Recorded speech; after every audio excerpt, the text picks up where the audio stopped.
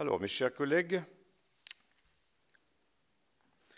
à la suite de différents travaux portés par le Défenseur des droits concernant spécifiquement les Outre-mer, nous accueillons aujourd'hui M. Jacques Toubon, actuel titulaire de cette fonction et également ancien ministre.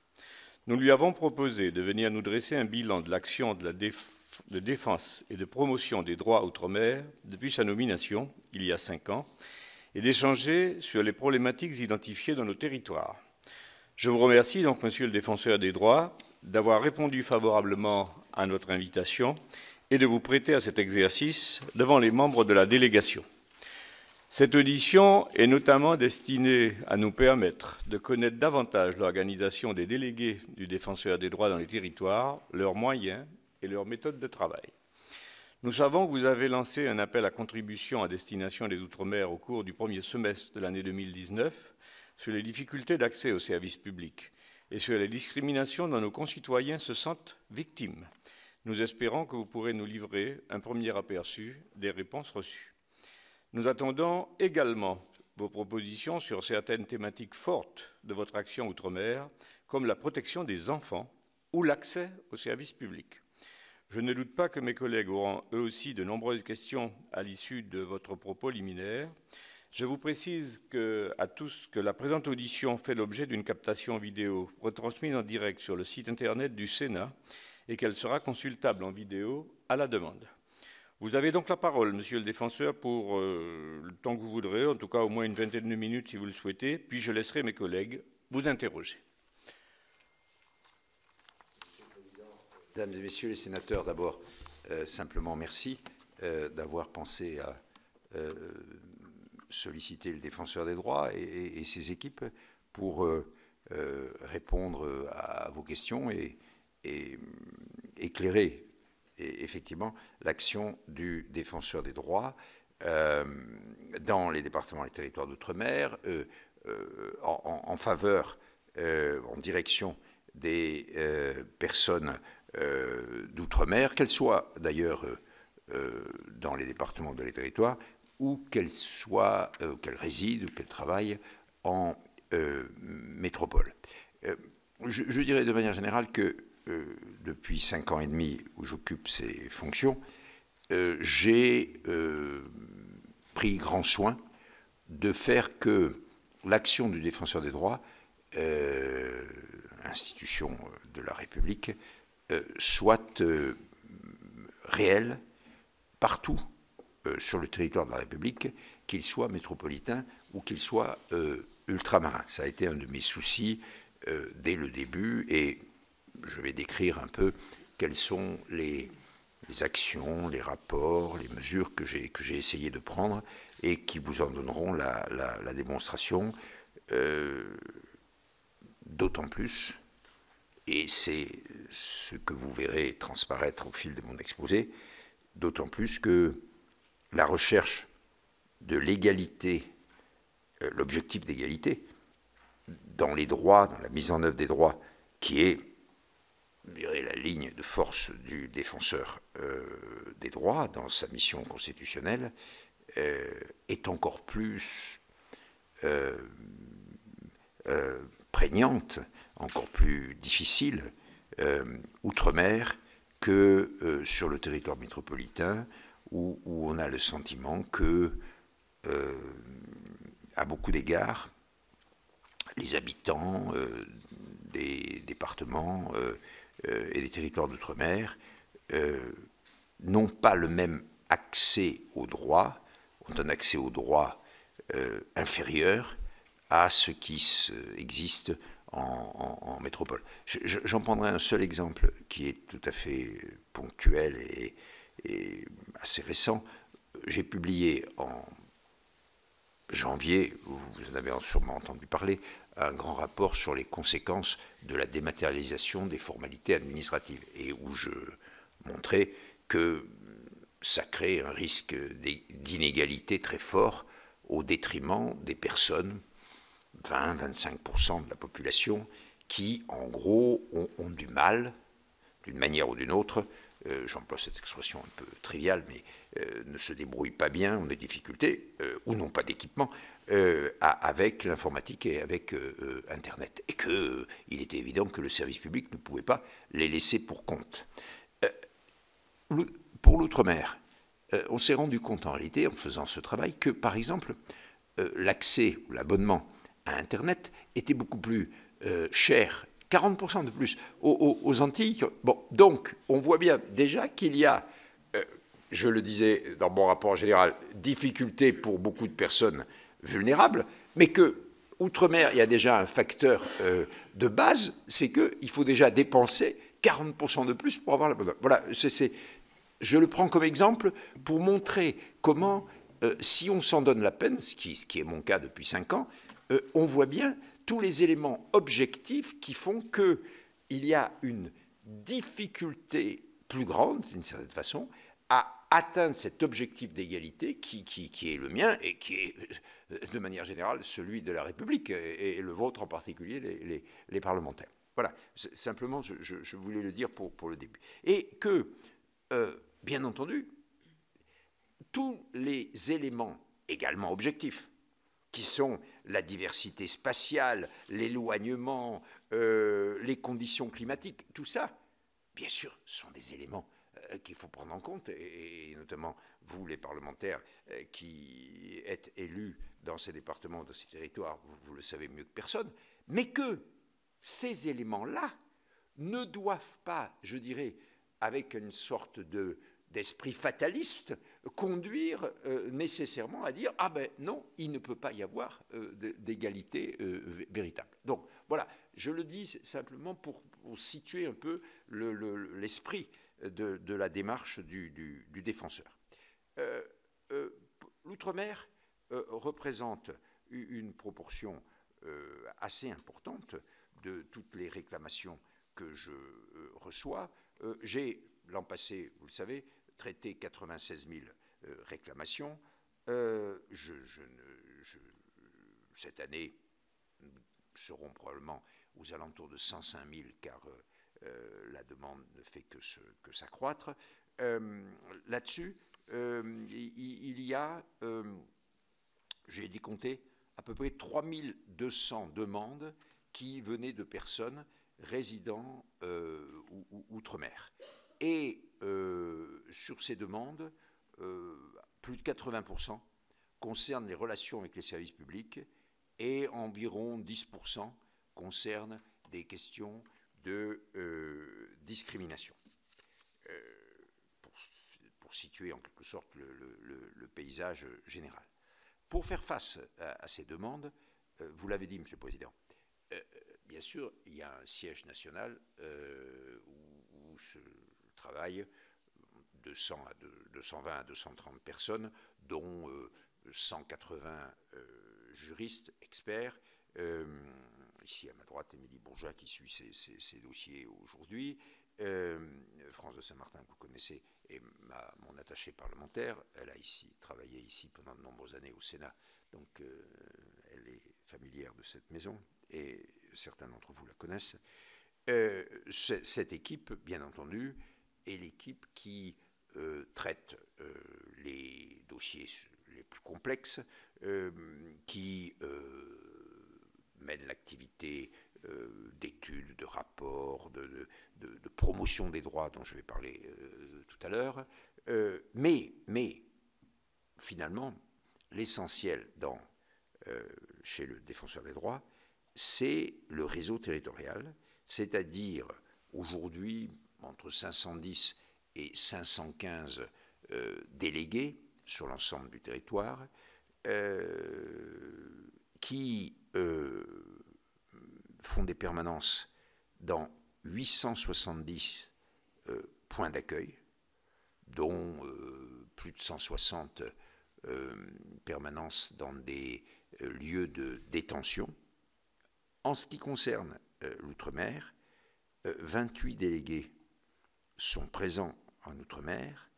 Ils assurent des permanences dans 32 lieux, des préfectures, des mairies, des maisons du droit, de la justice, etc.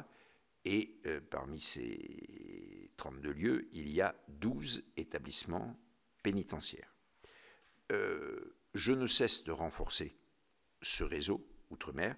Je viens de le réorganiser en le déconcentrant et j'ai en particulier désigné des chefs de pôle régionaux, c'est-à-dire des salariés et non plus des bénévoles, comme sont les délégués, du défenseur des droits, qui vont animer, coordonner, impulser l'action des délégués. Et il y a désormais une chef de pôle régional du côté Antilles, Guadeloupe, Guyane, qui s'appelle Christelle Cardonnet, et de l'autre côté, j'ai tout récemment confié les fonctions de chef de pôle régional dans l'océan Indien, pour la Réunion et pour Mayotte, donc, à M. Didier Lefebvre, qui était auparavant conseiller territorial à la Réunion.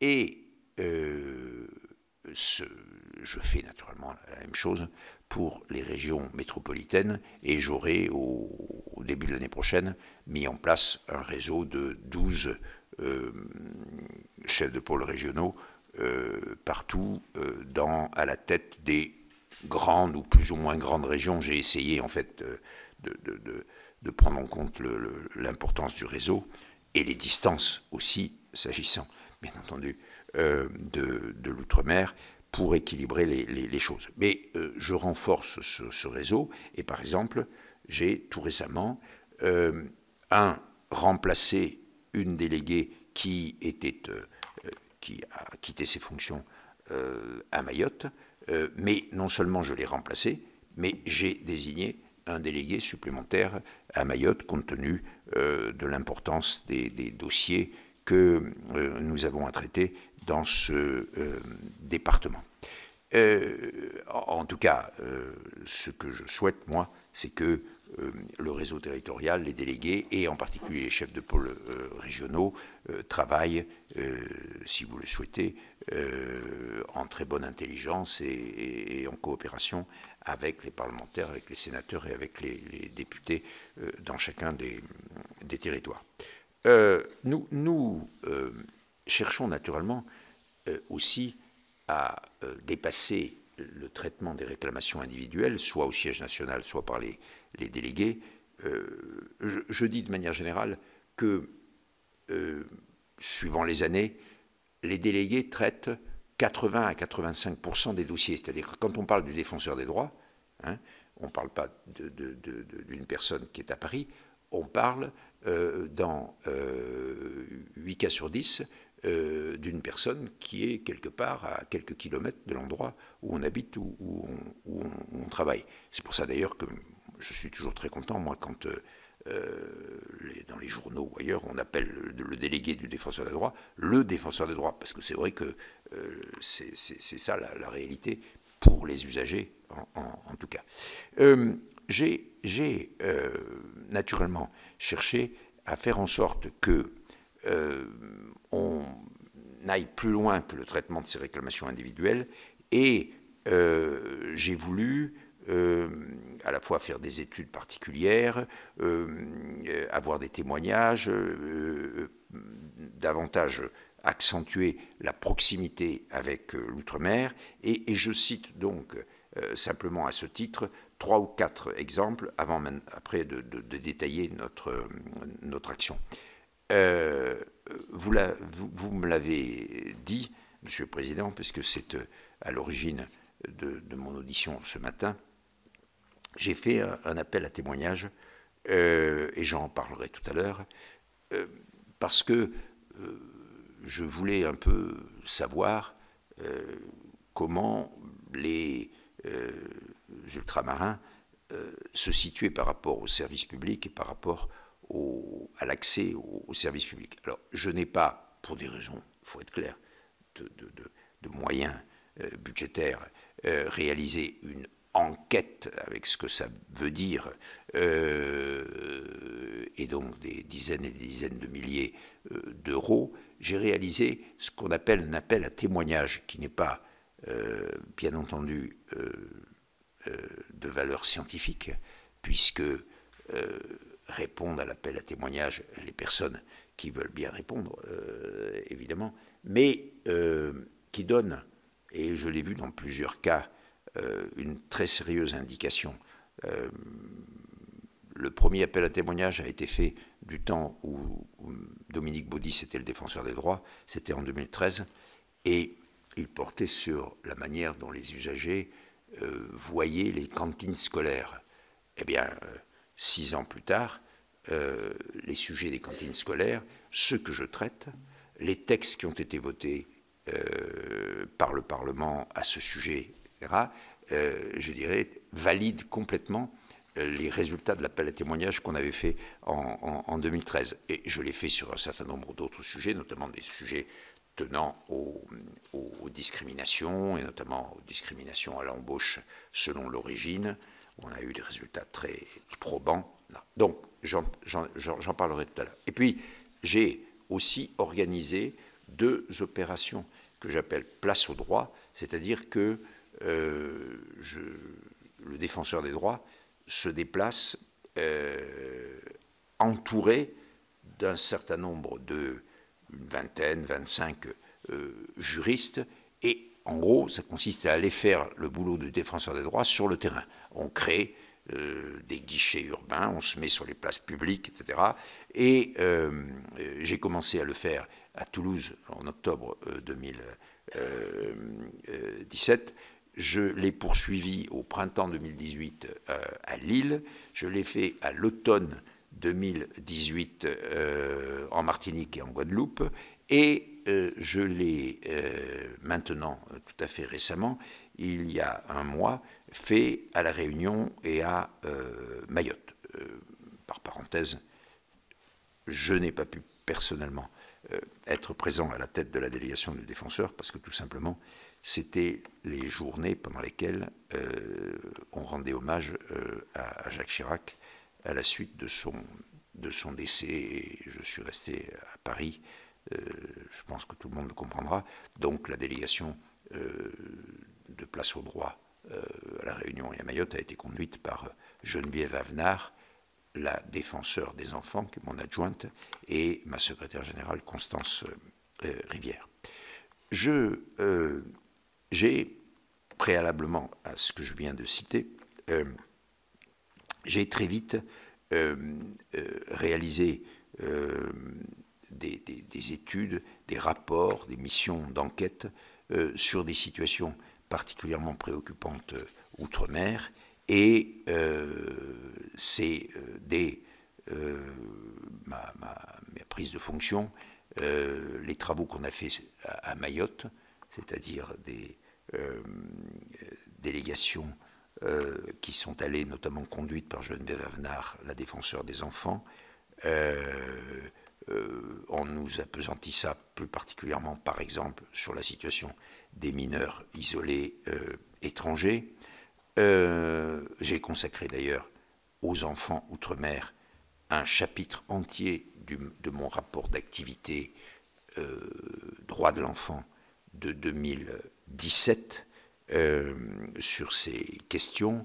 J'ai en 2016 et 2017 réalisé une mission, moi-même d'ailleurs, en Guyane, et nous en avons tiré un rapport.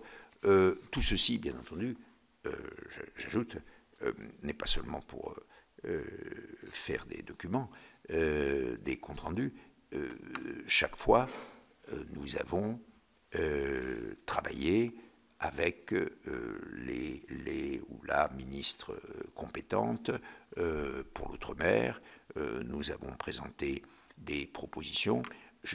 J'en veux un exemple qui nous a été inspiré au départ par la situation en Guyane, et que le Parlement a voté, c'est l'allongement des délais pour la déclaration à l'état civil des naissances, qui est la traduction même de la réalité géographique, et donc maintenant on a 5 jours, et plus qu'on peut éventuellement étendre encore dans certaines circonstances. Voilà, ça c'est la traduction du terrain. Hein, c'est pas, on n'a pas inventé ça par des cogitations juridiques, mais on a dit il faut répondre à la question. Sinon, on se trouve dans la situation qu'on avait observée en Guyane, avec plein d'enfants qui ne sont pas à l'état civil, et après il faut reprendre chez le juge, il faut aller faire des déclarations. Enfin, tout ça est insensé, des années après, pour retrouver un extrait de date de naissance pour les enfants. C'est absurde. Bon. Et donc, voilà un exemple même. Alors, Président, je vais présenter notre action de manière plus détaillée, mais pas si détaillée que ça, parce que sinon, si j'ose dire, vous y passeriez la matinée. Je veux dire par là que l'outre-mer, c'est l'outre-mer et c'est la France. Bon, donc, je peux parler de toutes les questions que nous traitons outre-mer, comme je peux parler de toutes les questions que nous traitons sur l'ensemble du territoire de la République. Et le but de cette édition n'est pas celui-là, naturellement. Donc, je vais essayer de mettre en exergue quelques-uns, mais je ferai, avec mon équipe, une traduction écrite de ce que je vais vous dire, et donc plus détaillée, dans lesquelles vous avez des pourcentages, des chiffres, etc. Comme ça, je le transmettrai à la délégation, et vous l'aurez dans comment dirais-je, les documents de travail de la délégation à votre disposition. Donc, le premier travail, et c'est l'objet de toutes ces missions notamment, sur place, c'est d'identifier les situations de rupture dans le but, donc, de promouvoir l'égalité des droits. Deuxièmement, une fois objectivé, c'est traiter ces situations sur le registre de la prévention, c'est-à-dire essayer d'éviter qu'elles recommencent. Et puis,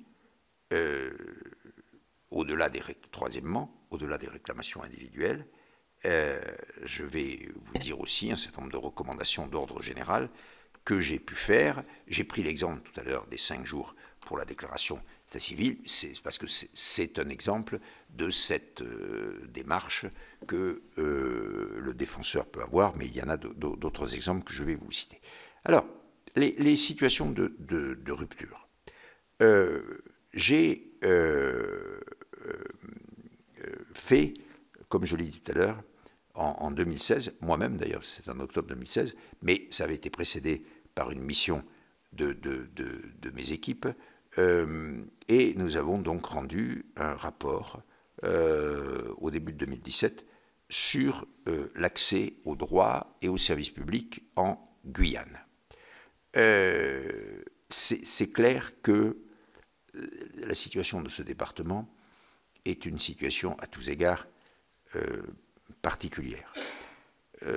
La protection des droits fondamentaux n'y est pas à un niveau de garantie suffisant, et naturellement particulièrement lorsqu'on compare à ce qui existe en métropole.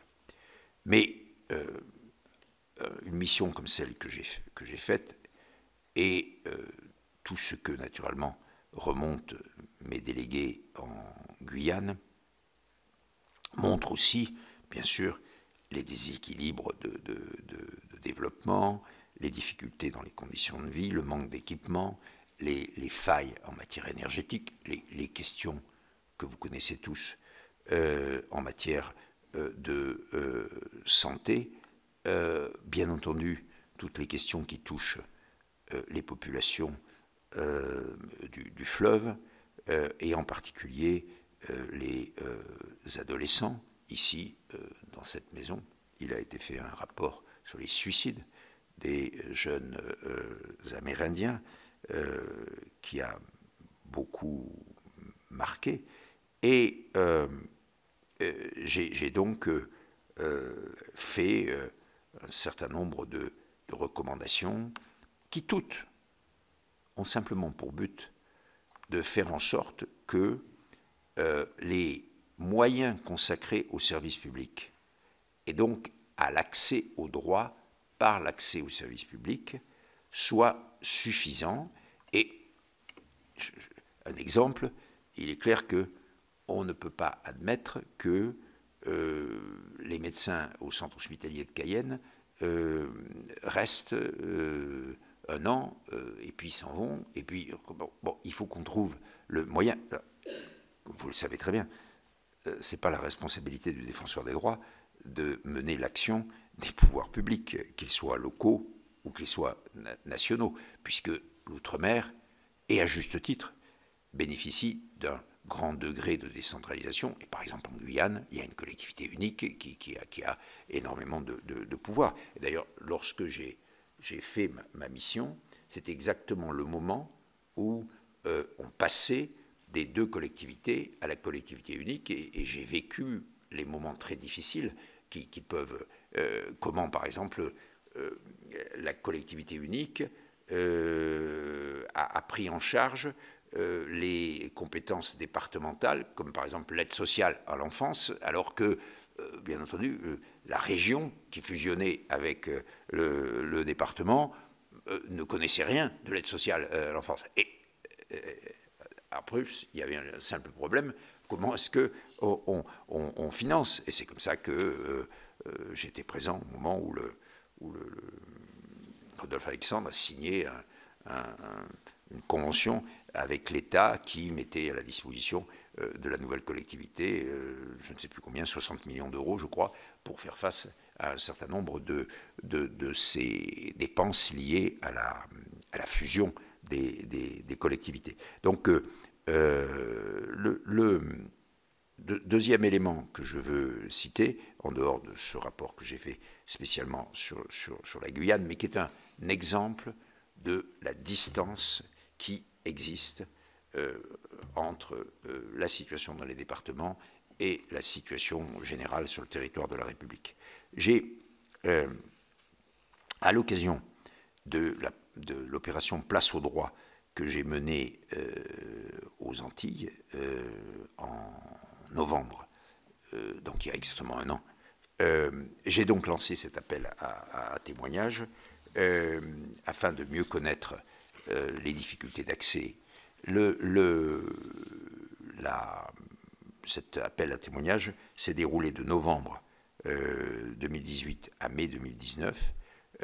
J'ai retenu le témoignage de à peu près 1000 personnes, 900 et des poussières. Et par ailleurs, nous avons fait une enquête téléphonique par un institut de sondage auprès de 1500 personnes. Donc j'ai fait à la fois cet appel à témoignage individuel, spontané, et de l'autre côté, une enquête plus proche de ce qu'on appelle un sondage. Et que j'ai fait à la même période, c'est-à-dire au début de 2019, dans les départements de la Réunion, de la Guadeloupe et de la Martinique. J'ai publié le rapport sur les résultats de cet appel à témoignage en septembre 2019 et il a été publié notamment à l'occasion de l'opération Place au droit qui s'est déroulée à La Réunion il y a quelques semaines. Quels sont les résultats de cet appel à témoignage si je veux un peu les détailler? 1. La persistance de fortes inégalités socio-économiques entre la métropole et les Outre-mer, ainsi d'ailleurs qu'entre les différents territoires ultramarins. Première préoccupation des résidents d'Outre-mer, la lutte contre le chômage, et tout particulièrement à La Réunion, où on doit faire face depuis 2 ans à une dégradation de la situation de l'emploi, où le taux de chômage, vous le savez, s'élève officiellement à 24% en 2018. L'accès aux soins et à la santé, la protection de l'environnement et l'éducation, donc après le chômage, sont les 3 autres principales priorités dans les Outre-mer, puisque ces 3 sujets sont cités par plus de 4 habitants sur 10. Deuxième point, les difficultés d'accès aux services publics des résidents ultramarins, aux services de santé, hôpitaux, PMI, protection sociale, ça veut dire caisse d'allocation familiale, caisse générale de sécurité sociale. Une très grande majorité des personnes interrogées considèrent que les services publics fonctionnent moins bien, voire beaucoup moins bien qu'en métropole. 61% des personnes interrogées dans l'enquête téléphonique et dans l'appel à témoignage, ce qui est évident puisque ceux qui témoignent sont ceux qui ont quelque chose à dire, 83% des participants à l'appel à témoignage le disent. Mais en gros, on peut dire que 2/3 des personnes considèrent que, clairement, les services publics fonctionnent moins bien qu'en métropole. Ceux qui déclarent le plus de difficultés dans la démarche administrative sont les habitants de Mayotte et de la Guyane. Troisième sujet sur lequel il y a des indications intéressantes, c'est la fréquence et l'importance des discriminations dont les habitants d'outre-mer sont victimes, notamment dans l'accès à l'emploi, mais aussi dans le travail, quand on est au travail, ou dans les relations avec les administrations ou les services publics.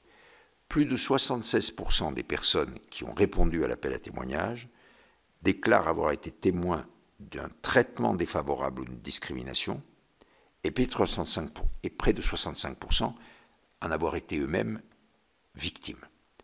Le critère de discrimination le plus fréquemment invoqué, c'est l'origine ou la couleur de peau, pour 62% des personnes dans l'enquête téléphonique, pas dans l'appel à témoignage.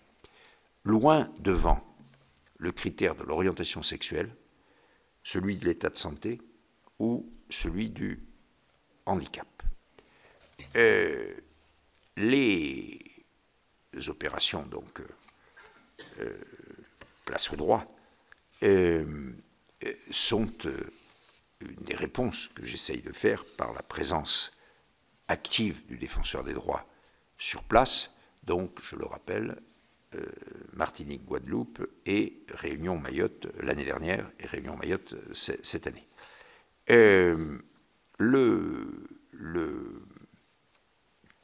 Aux Antilles, nous avons donc eu 2 jours et demi de guichets urbains dans différentes communes, en Martinique et en Guadeloupe, mais j'ai aussi eu l'occasion de traiter plus particulièrement certaines questions, par exemple dans des conférences avec des associations ou avec les services publics, comme par exemple le sujet des discriminations selon l'orientation sexuelle, et notamment dans le milieu scolaire. C'est ce qui m'a amené à signer une convention, notamment avec le recteur de l'académie à Fort-de-France. Nous, dans le place au droit qui a été donc réalisé plus récemment à La Réunion et à Mayotte, et où malheureusement je n'ai pas pu être présent personnellement, une quinzaine de juristes de Paris, donc, et les 5 délégués du Défenseur des droits, présents toute l'année à La Réunion. Nous avons fait des permanences dans 4 communes, et à la suite de ça, Geneviève Abnard, la défenseur des enfants, et Constance Rivière, ma secrétaire générale, se sont rendus à Mayotte, où, en fait, nous avons, surtout compte tenu de ce que c'est l'année, c'était hier, du 30e anniversaire de la Convention internationale des droits de l'enfant, la mission du défenseur a principalement porté sur la situation des enfants et des adolescents à Mayotte. C'est clair que vous avez, vous le savez tous, là-bas, une situation que dès 2013, avant même que je sois moi-même en fonction, le défenseur avait pris en considération. Dominique Baudis est allé à Mayotte en 2013 et nous savons parfaitement, mais les sénateurs mieux que personne, j'ai d'ailleurs eu l'occasion avant cette mission réunie à Mayotte, de déjeuner avec un certain nombre de parlementaires de Mayotte, députés ou sénateurs, on sait très bien combien la situation d'une immigration massive, illégale, pèse, bien entendu, sur le fonctionnement des services publics, et par exemple la préfecture, et d'autre part, rend très difficile la mise en œuvre des droits fondamentaux, et notamment des droits de l'enfant, et par exemple, le droit qui est le plus essentiel pour les enfants, c'est le droit à l'éducation. Et je suis en train de préparer un compte-rendu de cette mission à La Réunion et à Mayotte, et en particulier à Mayotte, et je pense que ce compte-rendu sera intéressant pour tout le monde, y compris pour vous, parce que naturellement, vous en serez destinataire en même temps que le gouvernement. Comment, deuxièmement, traiter ces situations sur le registre de la prévention et de la promotion? Parce que, comme je le dis toujours, bien sûr qu'il faut rétablir les droits lorsqu'ils ne sont pas respectés. Mais l'action la plus profonde que nous devons mener, et quand je dis nous, ça veut dire les pouvoirs publics, le gouvernement, le Parlement, les administrations, les services publics, notamment les grands opérateurs sociaux, mais le défenseur des droits lui-même à sa place. Et nous devons essayer de faire en sorte que les atteintes aux droits soient prévenues, qu'elles ne se produisent pas, qu'il n'y ait pas, en gros, des systèmes qui soient à l'œuvre pour produire des difficultés d'accès, des discriminations, etc. Donc faire en sorte que... c'est pour ça que une des actions les plus importantes à laquelle je me suis consacré depuis 5 ans et demi, c'est de produire des outils destinés à faire connaître les droits, à sensibiliser sur la réalisation des droits, et tous ces travaux, naturellement, ils sont diffusés, pas seulement dans l'Hexagone, mais partout sur le territoire de la République, par les délégués, et puis aussi parce que la plupart se retrouvent, bien entendu, sur le site internet du défenseur des droits. Je citerai Guide pour un recrutement sans discrimination, un dépliant Agir contre les refus de soins. J'ai fait une fiche pratique à destination des employeurs et des employeuses sur le harcèlement discriminatoire au travail, à la suite d'une grande enquête que j'avais faite avec l'OIT il y a 2 ans. Un dépliant sur le harcèlement sexuel au travail, un guide de l'aménagement raisonnable pour accueillir les handicapés, un dépliant qui s'appelle « Découvre tes principaux droits et apprends à les faire respecter », un dépliant « Combattre les discriminations », un dépliant « Défendre les usagers des services publics », un dépliant sur l'intérêt supérieur et les droits de l'enfant. Je pense que, comme toujours dans ces cas-là, le travail que je fais mériterait d'être mieux diffusé, mieux connu, et c'est pour ça que j'essaye aussi d'y faire intervenir des présences humaines, et c'est pour ça que j'ai, en métropole et outre-mer, mis en place, pour lutter contre la banalisation des stéréotypes, prévenir les discriminations, faire connaître le droit et les droits, et en particulier les droits de l'enfant, nous avons mis en place, plus exactement, la défenseur des enfants, il y a maintenant 13 ans, a mis en place un programme qui s'appelle les jeunes ambassadeurs des droits auprès des enfants, et maintenant, de manière plus générale, des droits pour l'égalité, ça s'appelle les JAD. Ils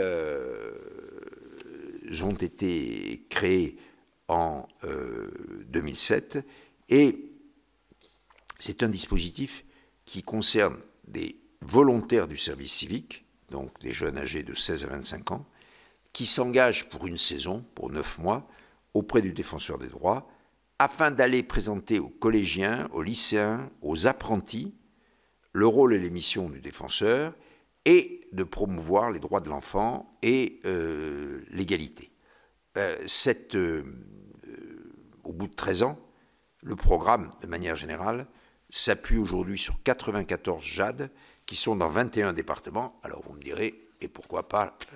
Pour une raison simple, c'est parce que, bien entendu, le défenseur des droits, comme vous le savez, a un budget très limité, et que financer le salaire, de l'indemnité d'un volontaire du service civique, ça implique que l'association qui les emploie, Unicité, Concordia, enfin les associations qui emploient les CMEA, par exemple, à Mayotte,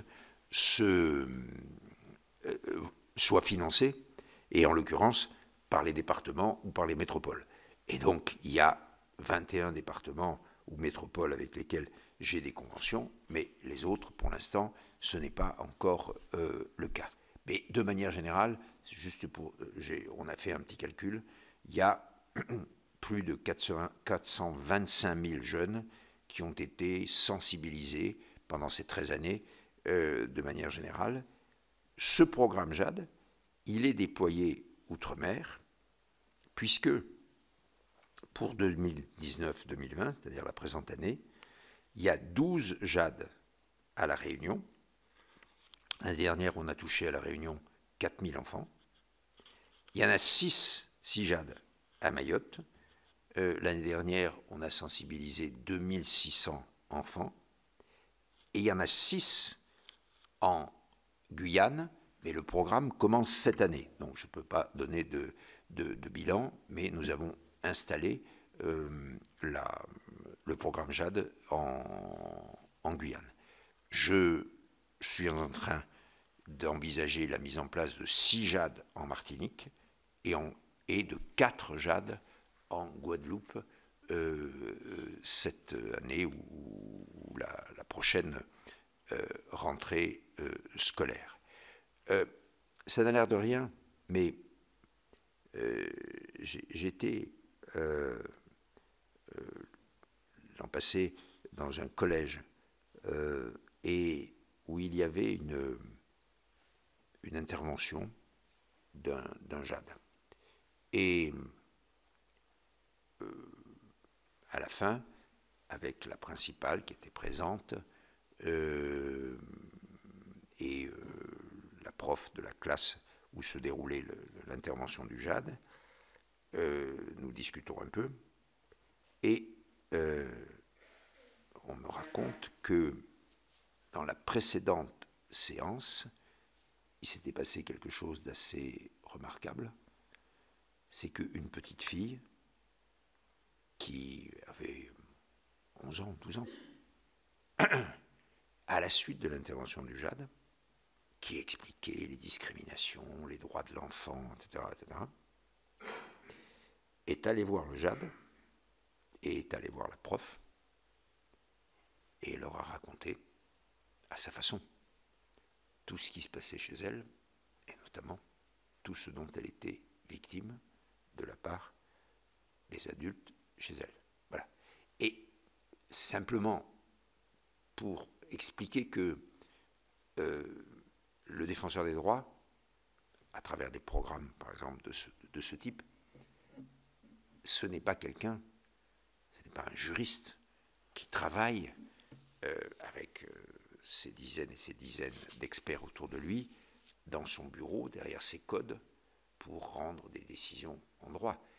Il est en plein dans la réalité sociale et humaine, et je pense que c'est, bien entendu, complètement au cœur de ma mission, parce que, comme le dit la Constitution, veiller au respect des droits et des libertés fondamentales, ce n'est pas une mission théorique, ce n'est pas une mission philosophique ou juridique, c'est prendre à bras le corps les réalités de la vie quotidienne et faire face à ces réalités de la vie quotidienne par la mise en œuvre des droits fondamentaux. Par exemple, pour les enfants, le droit à l'éducation ou, dans le cas, et ça a été, comme vous le savez, l'objet notamment de la journée d'hier, le droit à la protection. L'article 19 de la Convention dit « Tout enfant a le droit, les États parties font le nécessaire pour que tout enfant soit protégé contre toute violence ». Et violence est un mot générique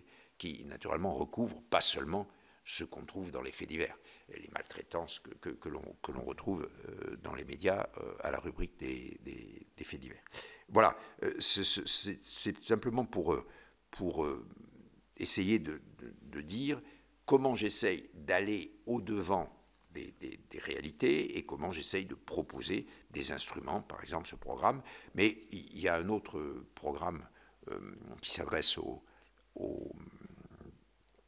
collégiens, aux lycéens, aux écoliers de manière générale, qui s'appelle Éducadroit, qui n'est pas encore bien développé outre-mer, mais que j'aimerais beaucoup qu'on développe outre-mer, d'autant plus qu'il est accessible, puisque c'est pour l'essentiel un programme sur notre site internet. C'est des intervenants, des ressources, des programmes pédagogiques, des documents qui s'efforcent de sensibiliser les collégiens, les écoliers, etc. Donc il y a un programme pédagogique pour les 6-11 ans et il y a un programme pédagogique pour les plus de 11 ans qui s'efforce de sensibiliser les enfants, les élèves en l'occurrence, à travers l'utilisation de tous ces instruments faits par quelqu'un d'une association ou par un enseignant ou par un intervenant, par exemple des étudiants d'une clinique de droit, ou de les sensibiliser au droit, à l'existence des droits, mais par exemple, il y a tout un thème qui fait le droit, et dans lequel on développe le rôle du Parlement, on explique comment quelqu'un peut aussi participer à la confection de la loi, qu'on peut demander de présenter des propositions de loi, qu'on peut aussi, par exemple, manifester dans la rue contre ou pour tel ou tel projet. Enfin, voilà, on essaye de faire en sorte que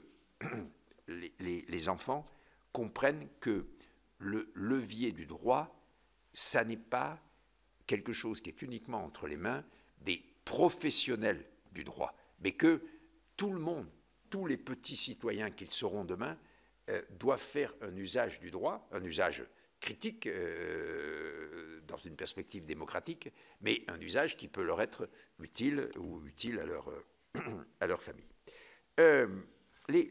Troisièmement, sur les réclamations individuelles, je voudrais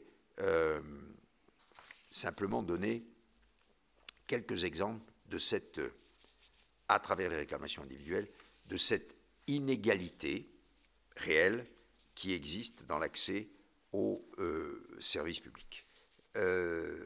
Mais je pense, et je le dis très clairement, que le tableau des réclamations individuelles ne donne pas une idée réelle de la situation. Et en particulier, je le dis très clairement, de la réalité des discriminations.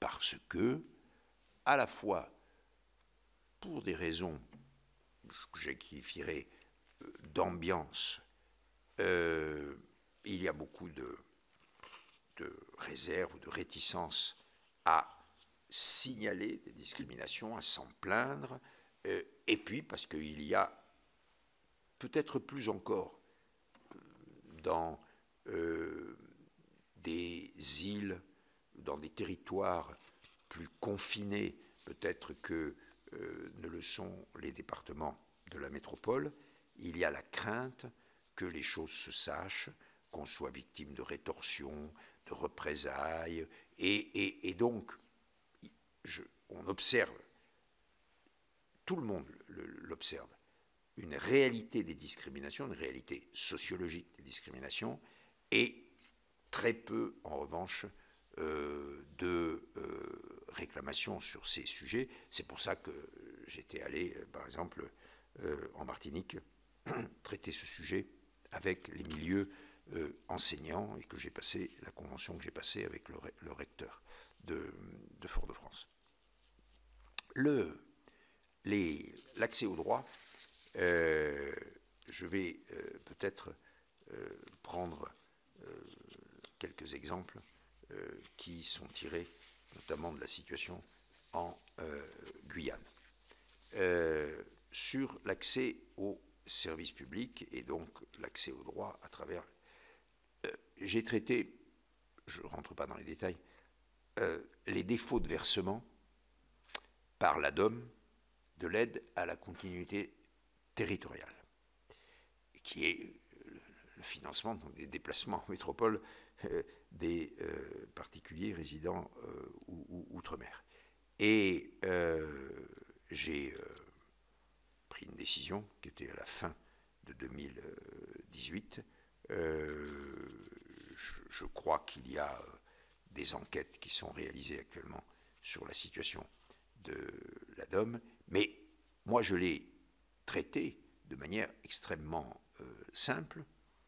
J'ai considéré que les défaillances des versements de l'ADOM constituaient une discrimination à l'encontre des résidents d'outre-mer. C'est aussi simple que ça.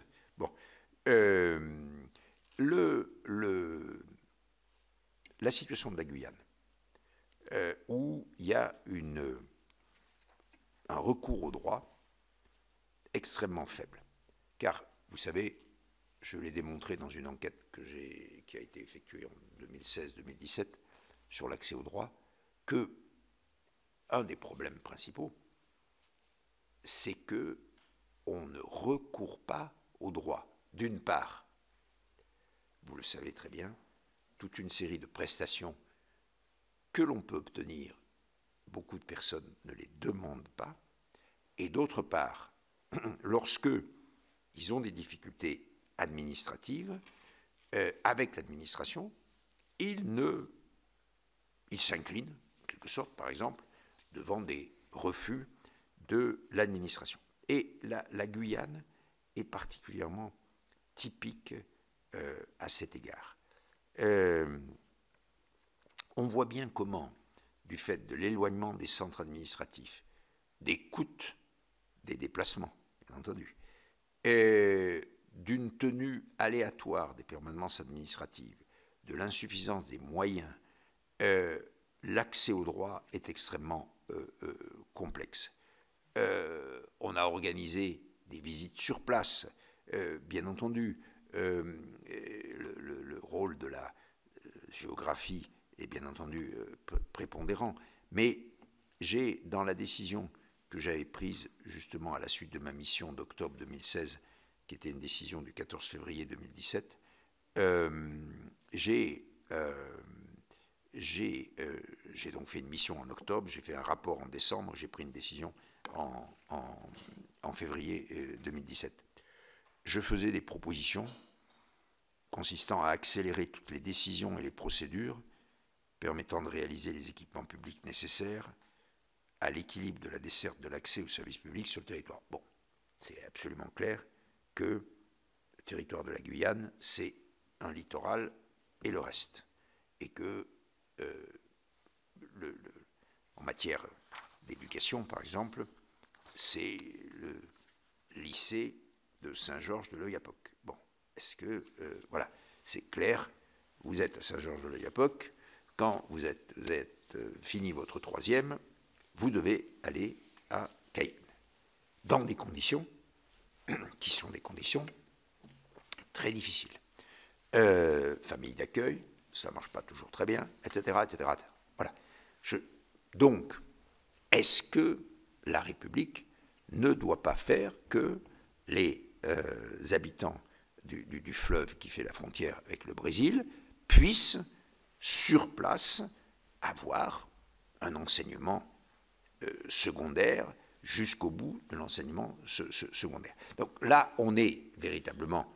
Alors, c'est l'application du plan, naturellement, Hollande, de février 2017. Je ne vais pas rentrer, ce n'est pas mon sujet, mais il y a beaucoup de choses qui ont été faites, beaucoup n'ont pas été faites, mais il est clair qu'il faut remettre à niveau, il faut mettre à niveau les équipements publics de toute nature dans ce département. Il faut remettre ou mettre beaucoup d'effectifs dans l'accueil au guichet administratif, créer des maisons de service public sur l'ensemble du territoire. Et c'est clair que le programme France Service, il faut absolument qu'il s'applique en Guyane et que on le réalise comme il doit être réalisé, avec tous les effectifs nécessaires. Il faut naturellement renforcer les missions administratives itinérantes sur les fleuves. Il faut élaborer des procédures simplifiées d'accès à l'information, en tenant compte en particulier du fait qu'il y a, là plus qu'ailleurs encore, une fracture numérique et d'autre part des populations extrêmement vulnérables et éloignées du service public. Il faut améliorer l'adressage et la distribution du courrier. Et puis, il faut aussi s'occuper des personnes de la fonction publique, qu'elles soient locales ou nationales, qui ont le courage de s'engager dans des postes isolés, dans des sites difficiles, et on s'est aperçu qu'il n'y avait pas assez d'accompagnement, et notamment d'initiation aux cultures particulières dans le département, à la diversité linguistique, etc.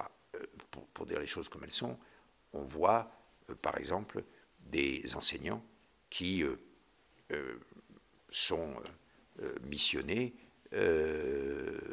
en haut des fleuves et qui, au bout de quelques temps, souvent très rapide, rentrent, ne résistent pas.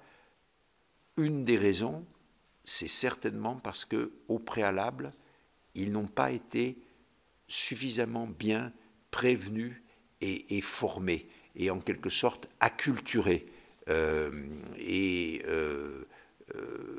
ne peut pas prendre un poste dans le haut du Maroni comme on prend un poste dans l'Indre ou dans le Finistère. Et je crois qu'il faut... mais ça veut dire un investissement, ça veut dire clairement un temps de formation. Donc on voit bien comment tout doit se traduire par un engagement et un investissement supplémentaire de la collectivité nationale ou des collectivités territoriales. On a été amené à traiter les questions du service public de la police, et en particulier pour la situation à Mayotte. Quand il y a eu les opérations de décasage, j'ai dit que, naturellement, c'était parfaitement illégal et parfaitement contraire aux droits fondamentaux. Nous avons traité les situations l'année dernière, en mars 2018, quand il y a eu les grandes occupations, les grandes grèves. On a même des délégués qui se sont rendus à Kanikeli, par exemple. Mais on a dénoncé, bien entendu, les appels lancés pour que on demande aux étrangers de quitter le territoire, où on appelle les habitants aux opérations donc de décasage à l'encontre des étrangers. Bien sûr, ce n'est pas le défenseur des droits qui fait la police ou la gendarmerie, mais nous sommes très vigilants et nous prenons position sur ces questions. Nous avons des questions qui se posent sur la prise en charge dans le centre de rétention administrative de certains étrangers dans le centre de rétention administrative de Mayotte. Nous avons pris une décision, nous avons saisi le ministre de l'Intérieur en mai 2018 sur le déploiement des forces de sécurité et, comme vous le savez, le ministre de l'Intérieur a augmenté les moyens, mais que ce soit une antenne du GIGN, une brigade départementale de renseignement et d'investigation, des effectifs supplémentaires de la gendarmerie nationale, plus une brigade de prévention de la délinquance juvénile.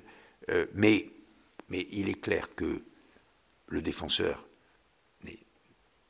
cherche à alerter sur la violation des droits fondamentaux, que sur ses rapports avec la police et la gendarmerie, il y a beaucoup de difficultés, et qu'on revient naturellement à la question que vous connaissez bien.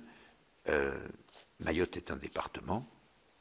Mayotte doit être traité comme un département, quelles que soient les particularités, et quelle que soit par ailleurs la nécessité pour l'État français, responsable de ce département, de traiter de manière diplomatique les questions de l'immigration, et notamment de l'immigration en provenance des Comores. Après l'accès au service public, je dirais 2 mots des discriminations qui sont subies par les ultramarins en métropole, parce que c'est beaucoup de dossiers que, vous savez, j'ai eu l'occasion d'avoir beaucoup de contacts depuis 5 ans avec beaucoup d'entre vous, députés ou sénateurs, et nous avons souvent évoqué ces questions. Donc, je traite notamment les refus d'embauche, fondés, alors simplement sur des choses énormes, comme une jeune femme qui avait été refusée parce qu'il y a une entreprise qui disait « Nous ne recrutons pas, je cite, d'Africains ou d'Ultramarins ». Et puis, et quand on a fait l'enquête, on s'est aperçu qu'il y avait une pochette qui contenait des CV sur lesquels il y avait écrit « CV Afrikin », donc A-F-R-I-Q-U-I-N, dans lesquels il y avait les CV de toutes les personnes d'origine africaine ou ultramarine qui avaient adressé leur candidature à cette entreprise. On a obtenu une indemnisation pour la personne, mais bien entendu, c'est une action de fond qu'il faut mener. Donc, il y a des discriminations dans l'emploi, des refus de location, parce que, vous le savez, il y a des propriétaires qui refusent la caution lorsque la caution est donnée par une personne qui est outre-mer. Bon, et c'est des cas extrêmement, fréquents. Ou lorsque votre compte bancaire sur lequel va être tiré le paiement du loyer est domicilié outre-mer, parce que c'est là où vous avez vécu, où vous avez ouvert votre compte bancaire. On a non seulement, naturellement, traité ces réclamations, parce que c'est de la discrimination pure et simple, hein, mais on a aussi fait en sorte, avec la Fédération française des banques, l'Association des sociétés financières, que des instructions soient données. Honnêtement, par rapport à la situation que j'ai trouvée en 2014, les choses se sont améliorées. On a encore quelques loupés, enfin on a encore quelques institutions, quelques banques qui ne font pas bien leur boulot, mais il y a une amélioration, et justement grâce aux instructions données par les groupements professionnels. On a aussi une difficulté pour l'accès au crédit et au compte bancaire, refus de crédit à la consommation ou de crédit revolving lorsque le compte bancaire de l'emprunteur est domicilié dans un DOM ou dans un TOM. Il y a je cite un cas assez topique, un monsieur réunionnais, un père, qui est venu installer son fils étudiant à Bordeaux et qui souhaitait lui acheter un ordinateur. À la caisse du grand magasin, la vendeuse lui propose de bénéficier d'un paiement en 3 fois, sans frais, s'il prend la carte de fidélité du magasin. Et ces cartes sont le plus souvent adossées à des crédits renouvelables. La carte lui a été refusée, il a dit oui, la carte lui a été refusée en raison de sa domiciliation en Outre-mer. Voilà.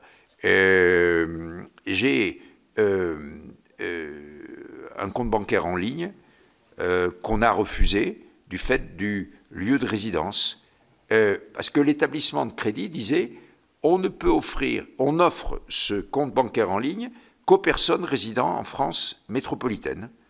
Et la banque concernée, le groupement concerné, et vous savez qu'il y a de plus en plus de banques en ligne maintenant, hein, bon. Et l'entreprise en cause a suivi nos recommandations et a modifié les conditions générales de la convention de compte avec interdiction de discrimination selon le lieu de résidence. Bien entendu, j'ai parlé là des discriminations en métropole, les discriminations outre-mer, j'en ai dit un mot tout à l'heure, discrimination raciale, et l'appel à témoignage est à cet égard éclairant. Le critère naturellement le plus fréquemment cité, c'est l'origine ou la couleur de peau, loin devant l'orientation sexuelle, l'état de santé ou le handicap. La majorité, le plus grand nombre de discriminations selon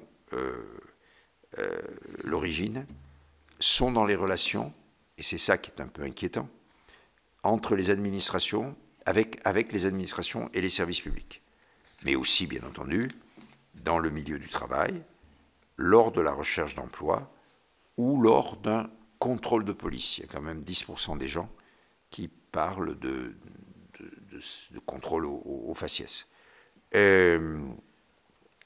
En Guyane, on a naturellement un cas très particulier que j'ai eu l'occasion de dénoncer quand j'étais allé en 2016, mais qui perdure, c'est bien entendu les fameux barrages routiers qui se trouvent au nord de Cayenne et qui créent une véritable situation de séparation et de discrimination à l'encontre des personnes qui veulent aller à Saint-Laurent, qui viennent de Saint-Laurent. J'avais été amené notamment à dénoncer la situation des malades du sida qui ont, lorsque le barrage est fermé, des difficultés pour venir se procurer leurs médicaments à Cayenne, mais je le dis de manière générale, ça veut dire que les populations du fleuve, du côté du Maroni, se trouvent empêchés de se rendre librement au chef-lieu, enfin, en tout cas dans la zone littorale autour de Cayenne. Enfin, très franchement, je pense que ça vaudrait quand même la peine de se poser la question de savoir, mais comment est-ce qu'on peut concevoir sur le territoire de la République ce type de barrage et la situation qu'il induit. Les discriminations que j'ai relevées aussi outre-mer, c'est les discriminations à l'encontre des personnes LGBTI, c'est-à-dire les discriminations selon l'orientation sexuelle. Dans l'appel et témoignage, il y en a beaucoup. Et j'avais été amené devant la délégation à l'Assemblée, devant votre délégation homologue à l'Assemblée, à parler de ces sujets. Je crois qu'il faudrait qu'on essaye de travailler là-dessus, enfin, qu'il y ait des chercheurs, des études qui soient faites, pour objectiver ces situations. Elles sont très nombreuses. Et on a constaté très clairement une très grande réticence à aller porter plainte lorsqu'il y a des violences, à se plaindre des propos ou des attitudes stigmatisantes, y compris, bien entendu, lorsque c'est de la part de représentants des forces de l'ordre. Donc, le nombre de saisines est faible, mais elles sont quand même très significatives.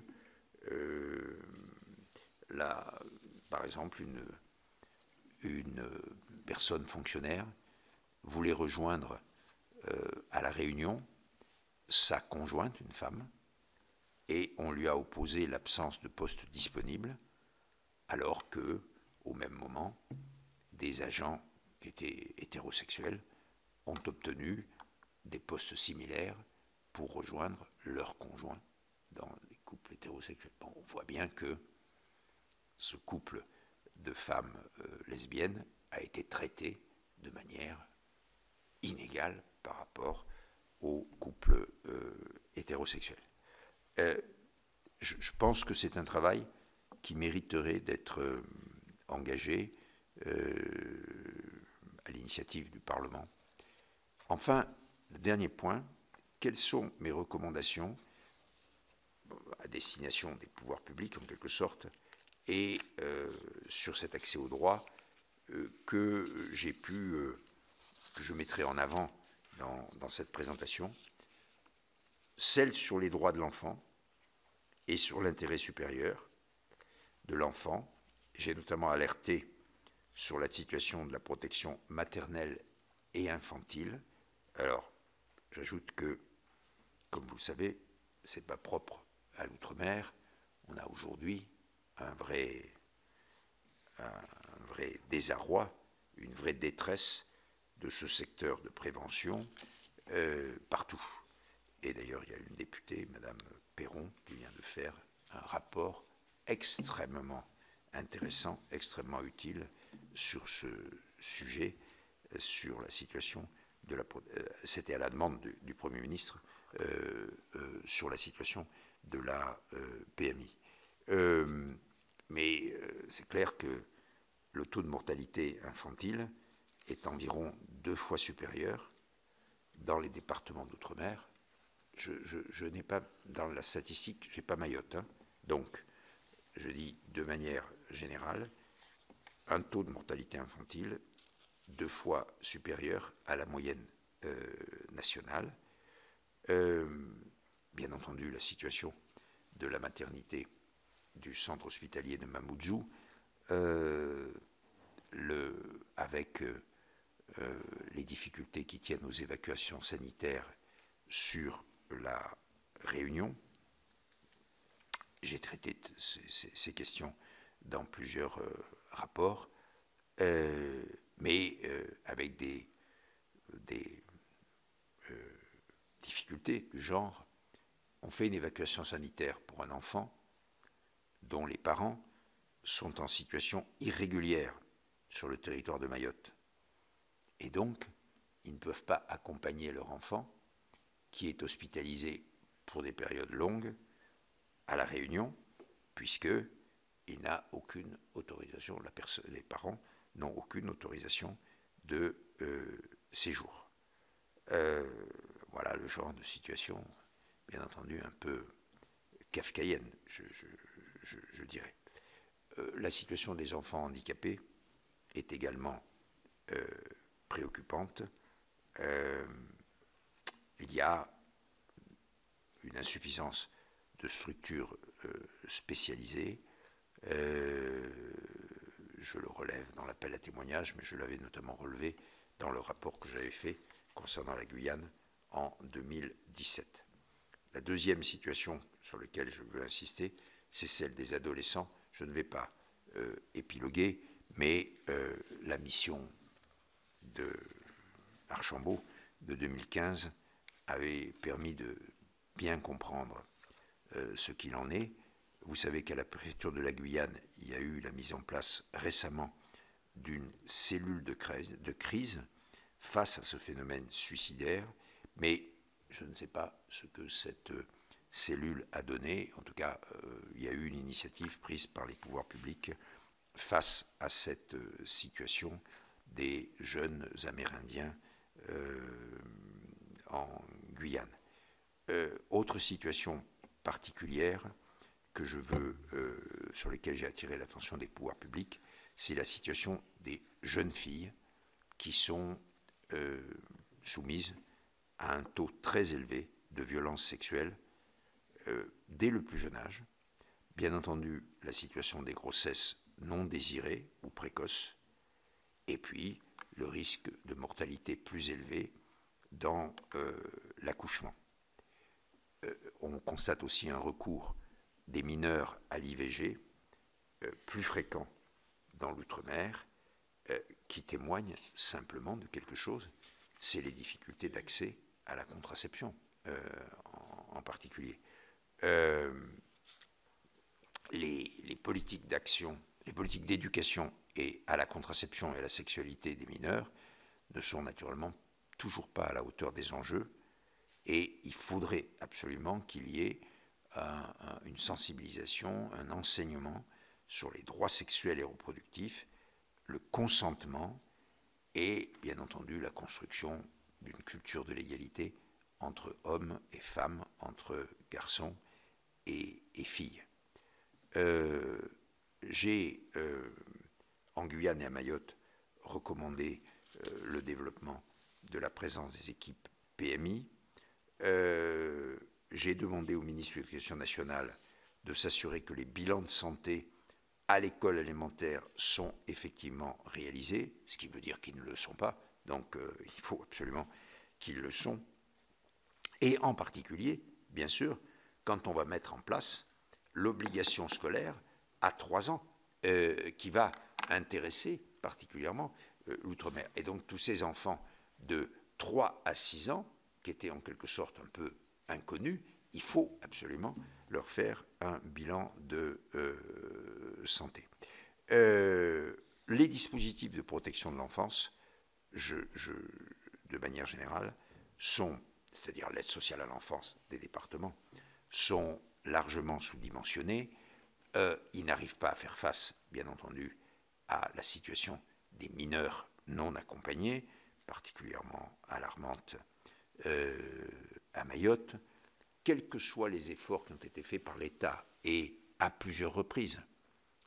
Les gouvernements de temps de M. Valls, que ce soit M. Cazeneuve, etc., ont mis en place des moyens supplémentaires, des crédits de l'Union européenne en particulier, mais des crédits nationaux aussi, pour mettre en place les moyens de l'aide sociale à l'enfance, et on constate qu'à Mayotte, on est encore très très très loin du compte à ce sujet, même si le département, avec la majorité départementale qui a été élue en 2015, a essayé de faire des efforts, mais il se heurte naturellement à cette situation qui est le poids de cette immigration irrégulière qui prévaut dans le département. Enfin, je termine, Monsieur le Président, sur la dématérialisation des procédures administratives. Vous savez que dans mon rapport du 17 janvier 2019 sur ce sujet, c'est-à-dire comment la numérisation des formalités administratives, dont je rappelle qu'elle devra être généralisée en 2022, c'est-à-dire dans à peine 2 ans et demi, comment cette numérisation peut entraîner des inégalités à l'égard de beaucoup d'usagers vulnérables. Et j'ai souligné, c'est comme ça que j'ai commencé mon propos, combien cela était particulièrement vrai à l'encontre des usagers outre-mer, à cause de l'accès à l'Internet, à la téléphonie mobile, l'absence des offres de forfait low cost, la baisse des prix qui ne s'est pas fait, je l'ai dit tout à l'heure, dès le début, et donc c'est une situation qu'il faut traiter plus particulièrement, mais bien entendu, elle fait partie de ce que j'ai dit et que j'essaye de faire avancer. Le gouvernement, aujourd'hui, a l'air de prendre en considération cette question des usagers en difficulté face à la généralisation de la numérisation des formalités administratives. J'espère qu'il y aura des mesures concrètes et notamment des mesures d'accompagnement des personnes les plus en difficulté. Voilà. Tout ceci, pour vous dire, Monsieur le Président, combien le défenseur des droits est attentif à la situation outre-mer, combien celle-ci, selon nos constatations, comporte de difficultés et de problèmes dans ce qui est notre vocation, l'accès aux droits fondamentaux à travers les services publics, et combien nous pouvons que nous, défenseurs des droits, dans notre position, nous joindre aux efforts que les sénateurs, membres de la délégation, font pour que les pouvoirs publics, au plan national et au plan local, mais d'abord au plan national, prennent en considération ces difficultés et ces problèmes. En tout cas, merci beaucoup. Merci beaucoup, monsieur le défenseur des droits. Avant de vous donner, pour ce bel exposé, avant de vous donner mon sentiment personnel, je pense que je vais passer la parole aux collègues qui souhaitent vous faire part d'observations ou éventuellement vous poser des questions, bien que vous avez balayé la totalité du sujet. Pour ma part, juste deux petits mots. J'ai noté la discrétion avec laquelle vous avez parlé des moyens budgétaires, à travers des mots très pesés. Je pense qu'il y a certainement un vrai souci à ce niveau-là. Et peut-être moins du problème des jeunes handicapés. On sait à quel point la France est en retard aux autres États étrangers, mais c'est encore plus prégnant en Outre-mer, où on est confronté à des difficultés absolument réelles. C'est un sujet auquel je suis particulièrement sensible. Parmi les personnes à intervenir, il y a donc Victoire Jasmin, puis Gérard Poitja. Vous faites, j'ai peut-être été discret, parce que naturellement, ça ne relève pas de moi, mais il est clair que tout ce que j'ai dit, ça passe d'une manière ou d'une autre par des crédits supplémentaires, bien sûr. Et deuxièmement, je l'ai évoqué sans trop y insister, la situation des personnes handicapées et des enfants handicapés est particulièrement difficile, et plus difficile outre-mer qu'elle n'est en métropole. Je dirais qu'il y a beaucoup d'enfants qui sont sans solution, comme on le disait lorsqu'il y a 2 ou 3 ans, il y a eu une étude qui a été faite sans solution. Donc, il faut les trouver. Et les prestations, je dirais, je pense que le système fonctionne à peu près normalement, mais les réponses, notamment à travers des établissements médico-sociaux, ces réponses sont insuffisantes. Bon, donc la parole à Victoire Jasmin, merci. Merci, Monsieur le Président. Merci, Monsieur le Défenseur des droits. Vraiment, vous avez balayé et vous avez vraiment évoqué vraiment la grande majorité des problématiques que nous connaissons bien. Et vraiment, merci pour tout ce que vous nous avez apporté comme information complémentaire. Alors, concernant la dématérialisation, vous en avez parlé et c'est un vrai sujet. Alors, concernant les travailleurs indépendants, l'année dernière, pour le projet de financement de la sécurité sociale, ici au Sénat, quasiment tous les bancs ont voté justement un amendement avec l'avis favorable du rapporteur concernant la dématérialisation et le transfert justement jusqu'à 2021 pour permettre le transfert des données au niveau fiscal et social. Et cet amendement du Sénat en commission mixte paritaire n'a pas été retenu. Pourtant, c'est un vrai problème, c'est un vrai sujet, parce que certains socioprofessionnels, particulièrement les travailleurs indépendants, qui n'ont pas forcément un personnel en capacité, d'une part, de faire ces travaux-là, mais en plus avec les zones blanches que vous connaissez, parce que vous l'avez évoqué il y a quelque temps, et nous l'avons repris il n'y a pas longtemps ici même au Sénat.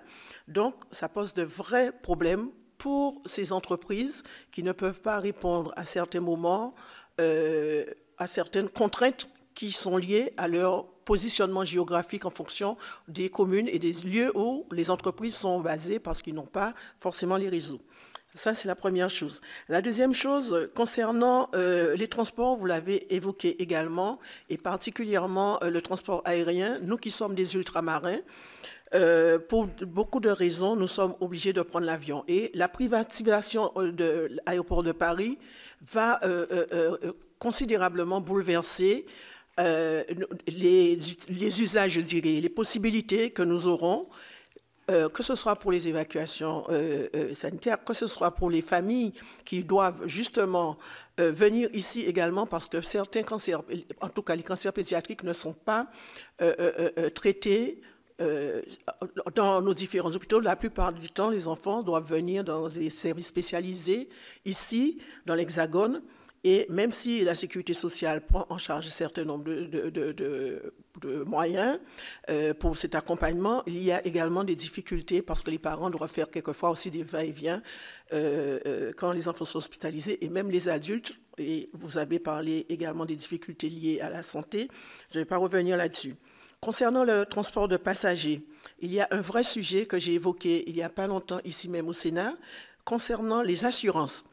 Les transporteurs de passagers et quelquefois également les transporteurs de marchandises ont de vrais problèmes pour avoir une assurance, pour avoir une police d'assurance. Il n'y a pas de concurrence et les tarifs sont exorbitants. Aujourd'hui, ils doivent pour la plupart changer leur flotte par rapport aux différentes normes environnementales qui sont en vigueur. Ils seront dans l'incapacité de participer à des marchés publics parce que les critères environnementaux, environnementaux seront pris en compte. Et ces flottes ne sont pas forcément en conformité par rapport à la réglementation actuelle. Donc c'est également un vrai sujet parce qu'ils seront discriminés, ils vont subir des discriminations et certains risquent de ne pas pouvoir avoir accès à des véhicules propres, tout simplement parce qu'ils ne seront pas en capacité de contracter une assurance. Il faut savoir que les tarifs sont 40 voire 50% plus chers en Outre-mer et en plus, il n'y a pas de concurrence. Il y a une même compagnie qui assure et ça, c'est aussi une difficulté qu'il faudrait prendre en compte. Concernant également les recrutements en Outre-mer et dans certains services publics également, eh bien, il y a beaucoup d'ultramarins qui viennent ici pour faire des études. Ils ont les mêmes diplômes que beaucoup d'hexagonaux et ont de grandes difficultés pour retenir sur leur territoire, alors que quelquefois, il y a des postes pour lesquels ils pourraient soumissionner, ils font des demandes. Eh bien, leurs camarades hexagonaux sont retenus pour ces postes et eux, ils ne peuvent pas rentrer au moment même où nous constatons que beaucoup de nos jeunes sont obligés de rester ici et qu'il y a, avec le vieillissement de la population, de grandes disparités et il y a un déséquilibre qui est aujourd'hui évident. Donc là, il faudrait aussi que les services de l'État fassent l'effort de recruter dans les services, pas seulement dans le privé, parce que dans le privé, ça se fait plus ou moins, mais dans leurs services, dans les services de l'État, les services déconcentrés, qu'il y ait quand même une prise en compte des compétences des ultramarins en fonction des besoins, en fonction des diplômes et des compétences qu'ils ont besoin.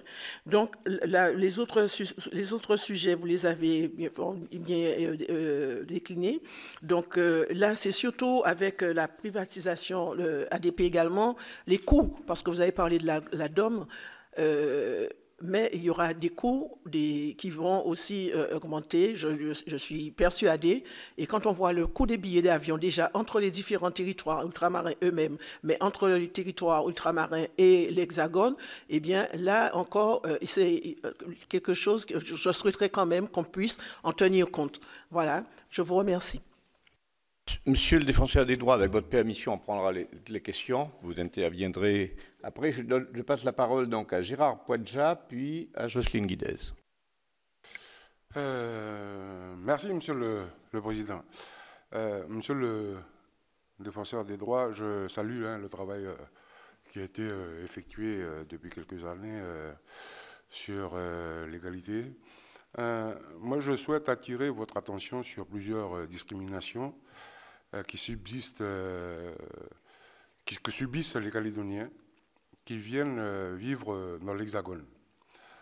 En matière d'accès aux services bancaires, vous l'avez indiqué tout à l'heure, beaucoup d'ultramarins n'ont pas accès à ces services sous prétexte que leur compte bancaire et celui des tiers se porte caution est en outre-mer. Et pourtant, nous sommes tous français, mais aussi les établissements bancaires sont aussi français. Donc, je n'arrive pas à comprendre.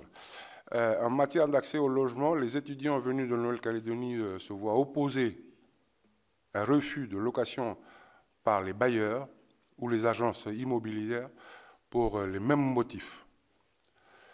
En matière d'accès aux études, les plafonds de revenus pour être boursier sur critères sociaux sont les mêmes dans toute la France, sauf qu'en Nouvelle-Calédonie, les revenus sont plus élevés car la vie est 30% plus chère. Du coup, beaucoup d'étudiants se voient refuser les bourses alors que leurs familles n'ont pas de quoi boucler les fins de mois. Hélas, la ministre de l'Enseignement supérieur ne veut rien entendre. Monsieur le défenseur des droits, vous avez déjà été saisi sur ces sujets et avez confirmé le caractère illégal de ces pratiques. Pourtant, ces discriminations continuent d'exister. Quelles mesures pourraient mettre un terme à ces pratiques, sachant que nous sommes tous des Français. Certes, nous n'avons peut-être pas les mêmes statuts, puisque pour certains, c'est un département d'outre-mer. Moi, particulièrement, je suis territoire d'outre-mer avec un statut en plus particulier. Mais nous sommes tous régis par la devise, liberté, égalité, fraternité, que je respecte énormément. Merci. Merci, chers collègues. La parole à Jocelyne Guidez. Oui, merci, Président. Monsieur Toubon, moi, je tenais à vous remercier tout particulièrement parce que vous êtes venu aussi à la commission Affaires sociales. Je vous ai remis deux dossiers, dont un qui a très bien avancé, l'autre un peu moins, mais plus complexe certainement. Donc, je voulais quand même tenir à vous remercier. Et je reconnais en tout cas votre implication. Pour revenir aux Outre-mer, je vais peut-être vous faire sourire, mais mon père donc était martiniquais. J'ai acheté un petit appartement là-bas à la Martinique et quand j'ai voulu l'assurer, j'ai eu beaucoup de problèmes. Beaucoup d'assurances m'ont refusé pour assurer ce logement. À l'époque, certes, je n'étais pas sénatrice, j'étais maire d'une commune de 5000 habitants. Enfin, quand même. Voilà. Donc, je tenais quand même à le souligner. Parfois, ce n'est pas non plus qu'une couleur de peau. C'est aussi... Non, je tenais quand même à le souligner. C'est quand même bizarre qu'on n'arrive pas, en effet, à assurer. Alors, on me dit, il y a des cyclones. Voilà. Mais on sent surtout qu'ils sont très éloignés de ces territoires et une méconnaissance aussi de ces territoires. Je voudrais aussi, par rapport en effet des coûts, je pense que déjà, si on arrivait à ce qu'on soit égaux pour les produits de première nécessité, ça serait déjà une excellente chose. Aujourd'hui, il n'est pas normal que les produits de première nécessité soient entre 20 et 30% plus chers qu'en métropole. Voilà, déjà, si ça, on arrivait à avancer là-dessus, ça serait merveilleux. Je voulais justement vous parler aussi des retraites, puisque en métropole, on a des gros problèmes pour nos retraités, c'est-à-dire qu'ils n'arrivent pas à avoir leur retraite en temps et en heure. Parfois, il faut attendre 6 mois et 1 an, c'est déjà pas mal. Et ça met les familles en grande difficulté. Certains sont obligés même d'emprunter. Je voudrais savoir si là-bas, dans nos territoires outre-mer, est-ce qu'ils rencontrent les mêmes difficultés? La santé aussi. On a aussi ces problèmes en Outre-mer au niveau de la santé. C'est-à-dire qu'aujourd'hui, pour se faire opérer, je parle des cancers, il faut venir en métropole pour se faire soigner. Donc il y a la distance, ce qui est très fatigant en tout cas pour nos amis Outre-mer. Voilà, je voudrais savoir si, en effet, là-dessus, il y a un travail qui est fait pour qu'il y ait une plus large, en tout cas, proposition sur ces territoires-là. Voilà, je vous remercie. Merci beaucoup, chers collègues. Monsieur le défenseur des droits, je vous cède la parole.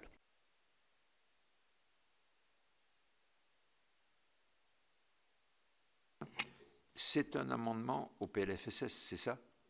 Et vous allez le ressortir cette année, le repasser cette année, là? Ce sera difficile cette année parce que le contexte actuel, là, ce sera difficile. Mais ça a été adopté au Sénat par tous les bancs. Mais l'année dernière ou cette année? L'année dernière, pour le PLFSS mais pourquoi vous ne le remettez pas cette année? 2019, et ça a été retoqué. Pourquoi vous ne le remettez pas cette année? Je vais vous répondre, monsieur le défenseur des droits. Il y a eu un épisode assez inédit au Sénat cette année, oui, pardon, puisque nous avons écourté la discussion du PLFSS et perdu du même coup la totalité du travail remarquable qui avait été fait sur les premiers articles. Donc on nous demande de nous réunir bientôt pour la suite. Le problème qu'il y a, c'est les beaux amendements ultramarins qui étaient passés sont probablement perdus au moins pour cette année. Ah oui, j'avais effectivement, excusez-moi, j'ai zappé cet épisode, effectivement, c'est vraiment dommage. En tout cas, moi, naturellement, de toutes les manières possibles, vous savez que je prends position chaque année, je fais un avis chaque année sur le PLFSS, donc il ne faut pas hésiter à me saisir éventuellement de propositions que vous avez pour que je puisse, moi, les pousser auprès, notamment du rapporteur à l'Assemblée, Olivier Véran, qui est celui qui quand même, au premier rang, prend en compte les choses. Deuxièmement, je suis très intéressé par ce que vous m'avez dit en ce qui concerne la privatisation d'ADP. Je n'avais pas aperçu ce sujet, donc si vous permettez, je vais demander à mes collaborateurs d'approfondir la situation et les conséquences de la privatisation. De la même façon, la question des assurances. Bon, je pense que là, il y a une question de caractère économique. Bon, comme vous l'avez très bien dit, c'est parce qu'il n'y a pas de concurrence, donc on peut faire les tarifs qu'on veut, mais je pense qu'il faut le regarder. Alors, le sujet que vous avez évoqué à la fin, Madame Jamin, c'est un sujet, si j'ose dire, éternel. Avant le voyage à La Réunion, là, il y a quelques semaines, j'avais eu l'occasion de déjeuner avec certains parlementaires de La Réunion. C'était le sujet principal qu'ils avaient évoqué, c'est celui de la montée, je dirais, d'une sorte d'exaspération chez les jeunes réunionnais, très compétents, très formés, de ne pas pouvoir être recrutés dans la fonction publique ou dans le privé, mais dans la fonction publique en particulier, dans le département et de se trouver en quelque sorte barrés et évidemment certains de vos collègues disaient il faudrait une sorte de, j'ouvre les guillemets, de préférence réunionnaise au profit de nos jeunes. C'est une situation véritablement très préoccupante, vous l'avez tout à fait bien dit, parce que, bien entendu, ça risque de décourager beaucoup de familles qui font des efforts pour que leurs enfants soient vraiment bien préparés à la vie professionnelle et puis qui se trouvent, en fait, qui voient que ces efforts ne sont pas payés de résultats. Je crois que franchement, je pense que c'est une affaire qui mériterait d'être prise au niveau en particulier de la fonction publique et que on voit quelles sont les mesures qui pourraient être prises. Monsieur Poadja, bien entendu, la situation de la Nouvelle-Calédonie, vous l'avez très bien souligné, est une situation un peu particulière. Mais je vais regarder la question des critères du niveau, là, des critères sociaux, enfin, pour les bourses. Sur les autres sujets que j'ai pu traiter, comme par exemple le logement des étudiants, bon, moi je suis, vous savez, inlassable. C'est-à-dire que on s'aperçoit que on est en train de prendre des dispositions cette année ou l'année dernière sur des recommandations qui avaient été faites, non pas par le défenseur des droits, moi, non pas par le défenseur des droits Dominique Baudis, entre 2011 et 2014, mais du temps de la HALDE, c'est-à-dire il y a 15 ans. Donc, je veux dire par là que l'exercice des fonctions de défenseur des droits est un exercice de grande patience, d'obstination et de patience. Parce que, vous le savez très bien, vous parlementaires, pour arriver à faire bouger les structures et les habitudes administratives, il y a beaucoup, on peut le comprendre, il y a beaucoup de services publics où, en gros, on a fait comme ça jusqu'à maintenant et il n'y a pas de raison de faire autrement. Et le travail du défenseur des droits, c'est justement de montrer comment le fait de continuer un certain nombre de pratiques entraîne des inégalités, des défauts de droit, des dénis de droit, etc. Et que donc il faut changer. Mais ça prend beaucoup de temps. Et c'est vrai, en particulier, pour tout ce qui concerne le domaine de la protection sociale, dans la mesure même où les caisses, qu'elles soient retraite, allocation familiale, etc., sont départementalisées et où les conseils d'administration, souvent, sur un certain nombre de sujets, prennent des positions qui sont tout à fait contraires à celles que nous, le défenseur, nous préconisons. Et vous avez parlé, Madame Guidez, des retraites. Alors, le problème de liquidation des retraites, hélas, c'est un problème général. Il y a aujourd'hui, à la CARSAT de l'Île-de-France, c'est pas à 20 000 km comme M. Podja, à la caisse de l'Île-de-France, il y a plusieurs milliers de dossiers actuellement en retard en matière de liquidation. C'est un gros sujet que traitent en particulier nos délégués. On a connu, vous en avez tous entendu parler, la situation de la Caisse générale de la Guadeloupe, qui fait l'objet d'un certain nombre de mesures, mais enfin, chacun sait qu'il y a des problèmes. Donc, je dirais que malheureusement, ce qui se passe outre-mer ressemble fort à ce qui se passe de manière générale, et ça tient, alors là, on retombe, M. Malgras, sur ce que vous avez dit tout à l'heure, ça vient à ce que les opérateurs sociaux sont contraints de mettre en œuvre des conventions d'objectifs et de gestion, et ces conventions sont des conventions avec l'État qui les obligent à réduire leurs effectifs, par exemple, année après année, d'un certain pourcentage. Donc les caisses ont des difficultés que nous ressentons, nous, particulièrement, dans l'accueil, l'information, l'orientation, parce qu'on a tendance à supprimer des postes pour les conserver dans les services de production, de traitement des dossiers, mais aussi dans ces services mêmes, la complexité des procédures.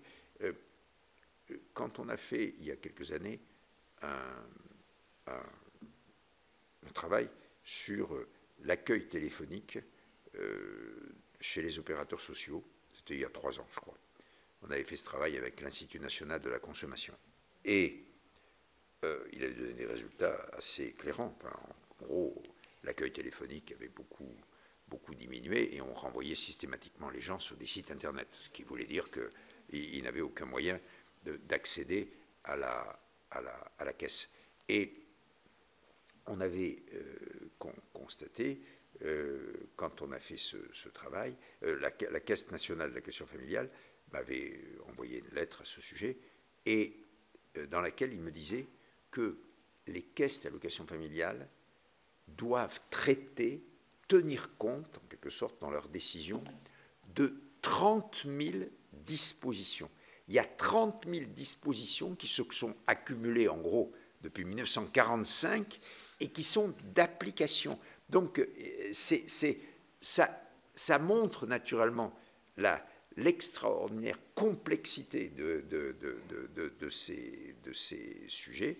En ce qui concerne Madame Guinez, la santé, j'ai eu l'occasion de l'évoquer à propos de la Guyane, par exemple.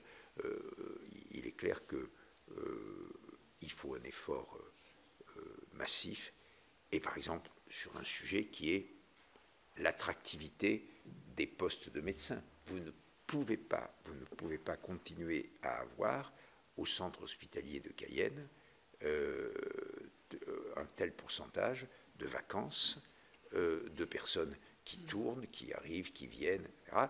Et en fait, une prise en charge pour le seul centre hospitalier, pour l'ensemble du département,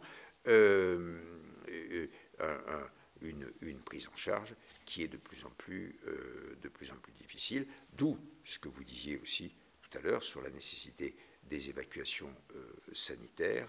Je pense que la question, il y a deux questions qui me paraissent majeures aujourd'hui dans tous les départements, mais bien sûr tout particulièrement dans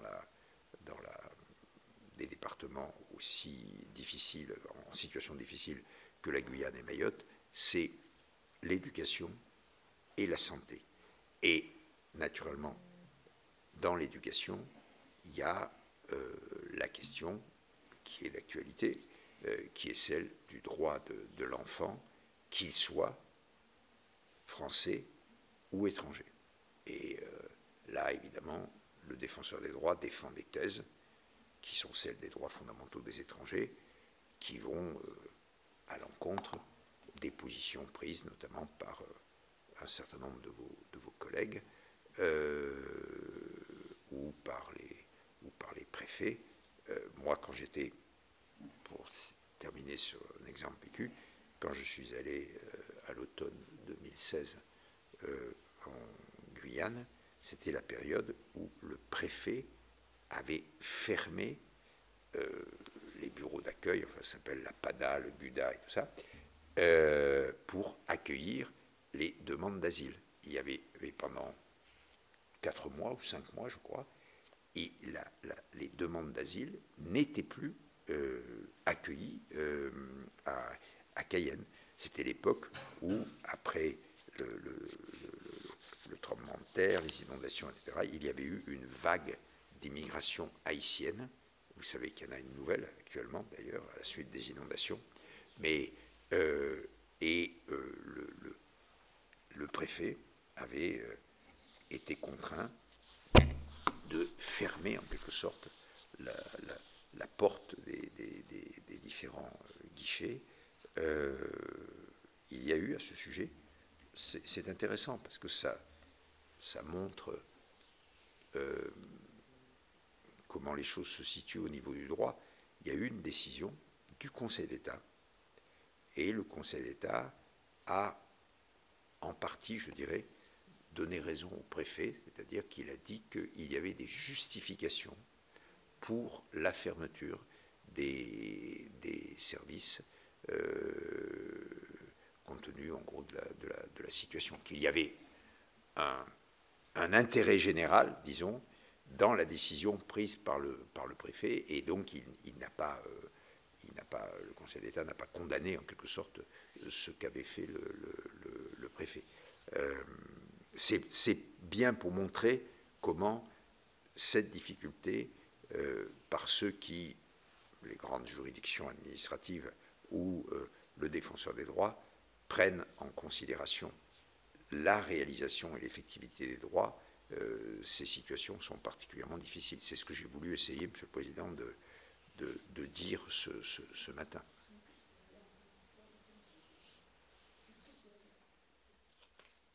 Une toute dernière, monsieur le défenseur des droits, je suis désolée, je l'avais obligé de noter, c'est concernant le déploiement, je dirais, exagéré de radars tourelles en Guadeloupe. Il y a des radars tourelles qui sont... Alors, non, mais j'attire votre attention sur cela, peut-être que vous n'avez pas la réponse.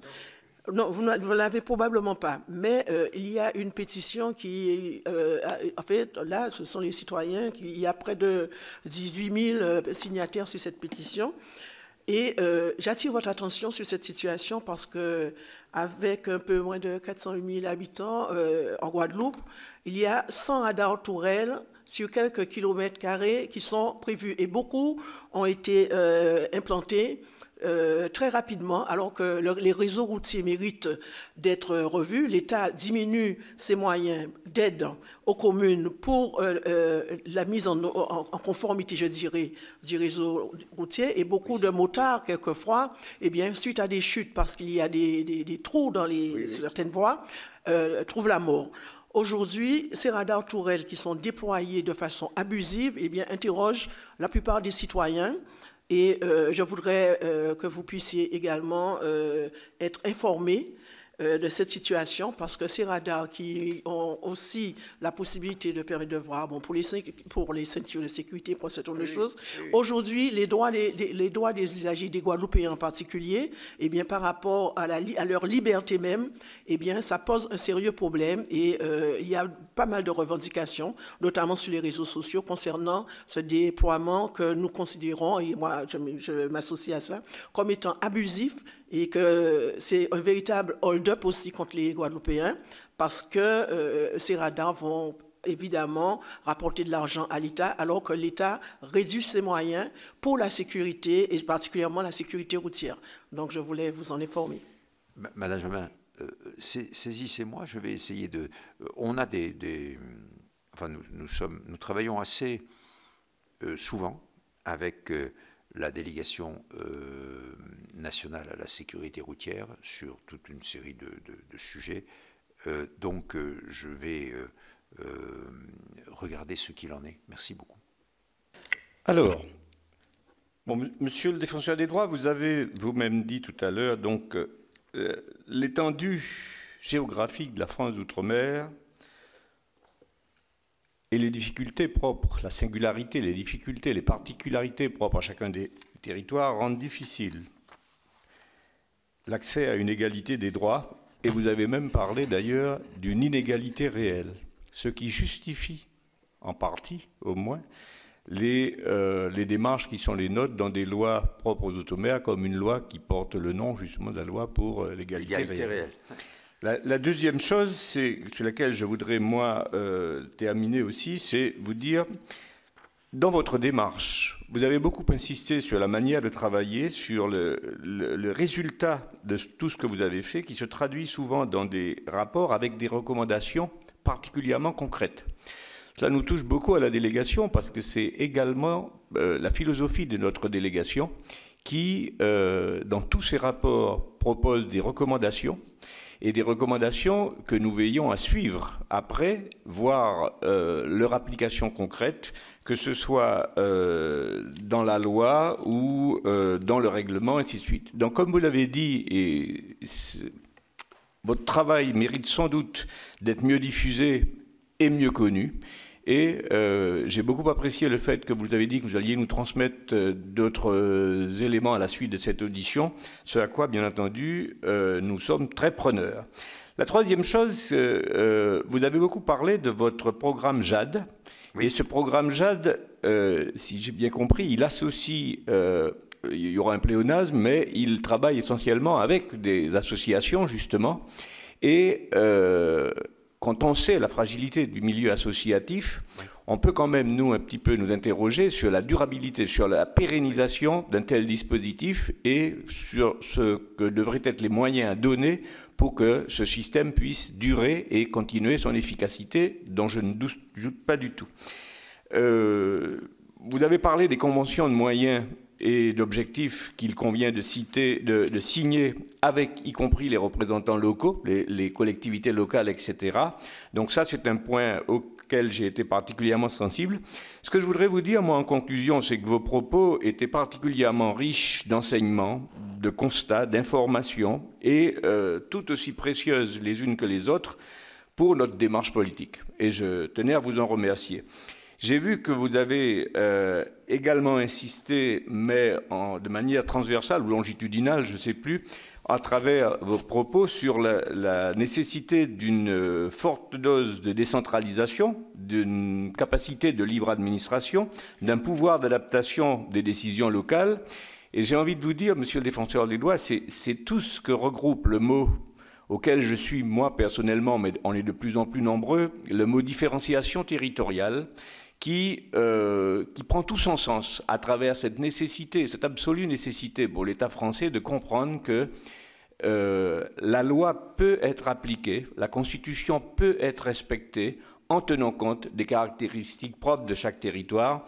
Mais j'émets une condition, moi, c'est que les solutions proposées viennent d'en bas, c'est-à-dire du terrain, de ceux qui savent le mieux ce qu'il faudrait faire pour leur territoire, parce qu'ils le vivent au quotidien, et parfois depuis des générations.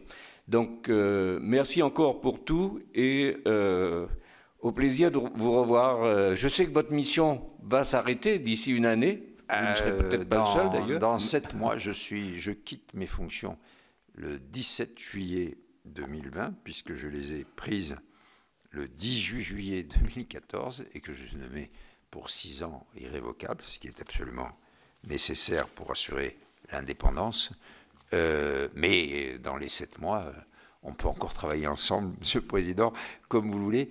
Est-ce que vous me permettez de vous dire que la différenciation dont vous avez parlé, oui, à une condition, Monsieur le Président, c'est que sur l'ensemble du territoire de la République, toutes les personnes qui vivent sur l'ensemble du territoire de la République jouissent de la même égalité de droit.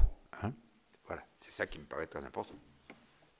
J'ai souvent dit que les Outre-mer sont parfois un modèle pour la France, et puis nous apportons des solutions qui, après, s'étendent. D'ailleurs, le gouvernement a commencé par un projet de différenciation territoriale avec l'Alsace. Mais il reste beaucoup à faire. Merci beaucoup.